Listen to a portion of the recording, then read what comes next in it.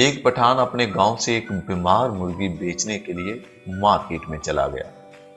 Market में एक खरीदार ने पठान से कहा, इस मुर्गी का सर नीचे क्यों है? मुझे तो ये बीमार लग रही है। पठान बोला, ये गांव की मुर्गी है, शर्मा रही है। मस्त जोक मारा रे। एक आदमी एक जूस वाली दुकान के पास से गुजर रहा था तो उसने जूस वाले से पूछा, क्या आपका कुत्ता काटता भी है? दुकानदार ने कहा, नहीं, मेरा कुत्ता काटता नहीं है।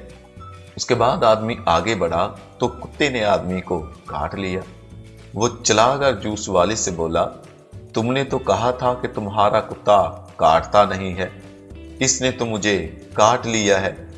जूस वाले ने कहा, मैंने सच कहा था, लेकिन ये कुत्ता मेरा नहीं है।